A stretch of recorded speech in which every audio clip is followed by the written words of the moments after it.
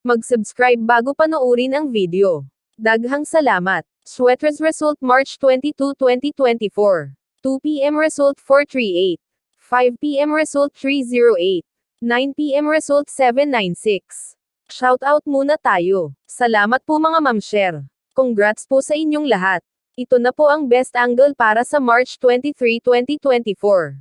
2 p.m., 5 p.m., at 9 p.m. Result angle ngayon 0346789. Messing number 125. Best and pairing number para sa March 23, 2024. Probables combination. Best padakit guide and combo. Best 2 angle. Best 2 angle. Least number. Best doble angle. Best doubly combo. Special number. Maintain 3 days. Hearing and best combination. PM. Hope to win po tayong lahat. Congrats sa mga mananalo bukas. Sa mga hindi pa nananalo PM na po kayo. Good luck. Friend zone. Sumulat siya ng isa pang liham na nagpapahayag ng kanyang pagmamahal sa kanya, ngunit hindi ito na-post. Ang ilang mga pagtatapat ay nananatili sa crumbled paper. Nawala siya sa karamihan, hinanap siya ng kanyang mga mata. Ang kanyang isip ay nagtataas ng milyon-milyong paano kung mga katanungan. At bigla siyang nag-pop up sa tabi niya na nagtanong kung kanino siya hinahanap. Hindi ikaw, masaya ako nag-iisa, sabi niya. Ang kanyang best friend ay ang kanyang tahimik na mahilig. Kailangan mong sabihin sa kanya, iminungkahi ng kanyang kaibigan. Natatakot akong mawala ang pagkakaibigan, sagot niya. Pareho silang nagsabi ng goodnight sa bawat isa. Habang natutulog ang isa ay nag-scroll sa kanilang mga chat upang mabasa ang kanilang mga pag-uusap.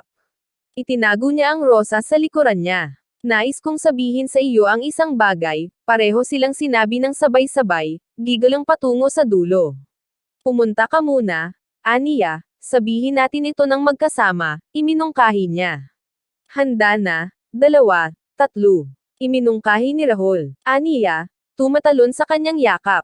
Ako, ang kanyang mga salita ay naiwan na hindi kumpleto, at ganoon din ang kanyang kwento ng pag-ibig. Nakita niya siyang lumakad sa pasilyo. Isang luha ang dumulas mula sa kanyang mga mata.